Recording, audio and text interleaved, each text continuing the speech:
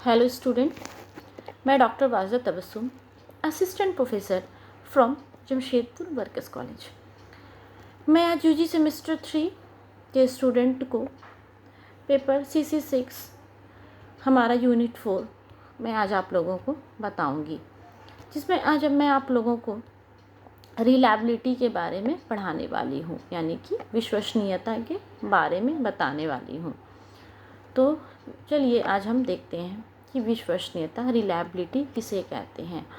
सामान्य अर्थ में अगर हम कहें तो यह कह सकते हैं कि विश्वसनीयता अर्थात जब हम कोई प्रयोग करते हैं या कोई रिसर्च करते हैं तो उसका रिज़ल्ट हम अभी जब कर रहे हैं और ठीक उसी चीज़ को हम अगर 2 महीने के बाद अगर करते हैं तो हमारा अगर वही रिज़ल्ट सामान्य आता है, यानी कि वही सेम रिज़ल्ट सेम कंडीशन होने पर एक जैसा हमारे मानते हैं कि 2 महीने के बाद करते हैं तो वही रिज़ल्ट हमारा 2 महीने के बाद आएगा, यानी कि जो हम पास्ट में किए हैं वही हमारा फ्यूचर में वही रिज़ल्ट आएगा, तब हम कहेंगे कि हमारा टेस्ट रिलायबल है, विश्वसनीयता है, हमारा टेस्ट विश्वसनीयता है, या हमारे स्टडी जो हम किए वो हमारा रिज़ल्ट विश्वसनीय है।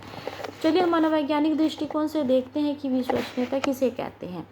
विश्वसनीयता का अर्थ क्या है। विश्वसनीयता शब्द का व्यवहार 3 अर्थों में किया जाता है जो निम्नलिखित है, जिसमें हम लोग का पहला अर्थ में है कि स्थिरता के आधार पर इसकी परिभाषा दी गई है, यथार्थता के आधार पर और विचलन के आधार पर दी गई है। विश्वसनीयता का अर्थ होता है भरोसा, स्थिरता मीन्स कंसिस्टेंसी, संगति यानी कि जो कांस्टेंट रहे, उसके बाद भविष्यवाणी एवं परिशुद्धता। अतः एक विश्वसनीय व्यक्ति वह जिस पर भरोसा किया जा सके, यदि वह आज ऐसा व्यवहार करेगा तो कल भी इसी प्रकार का व्यवहार करेगा। दूसरी ओर अविश्वसनीय व्यक्ति जिसके व्यवहार में स्थिरता का अभाव हो, जिसका व्यवहार कभी कुछ होता हो और कभी कुछ और होता हो, उसके व्यवहार के संबंध में पूर्व कथन संभव ना हो। दूसरी है हमारी यथार्थता की परिभाषा।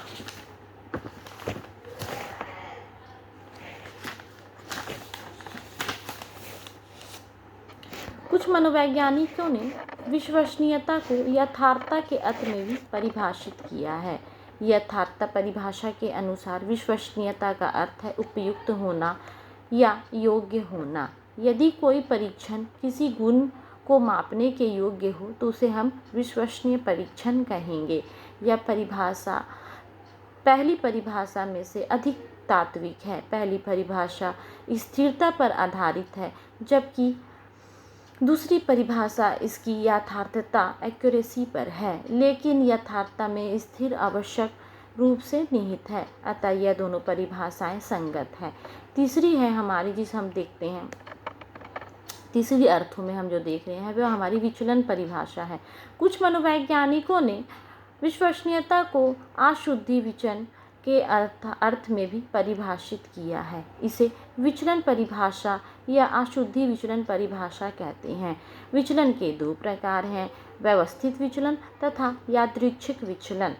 व्यवस्थित विचलन या क्रमिक विचलन उसे कहते हैं जिसमें विचलन सिर्फ एक दिशा में होता है। इसका अर्थ यह हुआ कि सभी प्राप्तांक उच्च या धनात्मक या ऋणात्मक दिशा में सभी प्राप्त उच्च या सभी निम्न होते हैं। इस स्थिति में अशुद्धि स्थिर या पक्षपातपूर्ण होती है।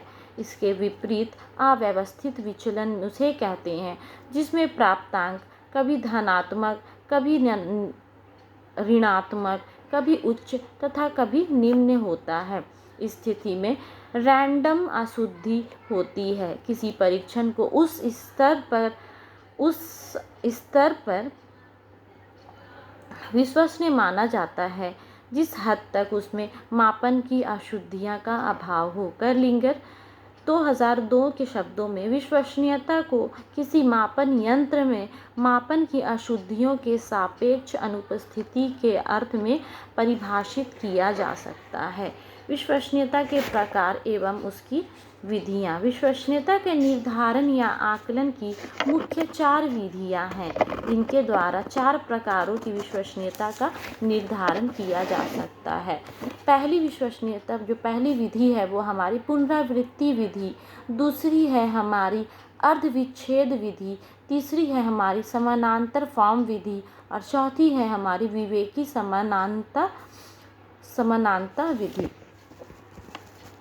तो यहीं से हम अपना यह वीडियो ख़त्म करते हैं। हम नेक्स्ट वीडियो में इसके टाइप्स के डिटेल में पढ़ते हैं। ओके, धन्यवाद।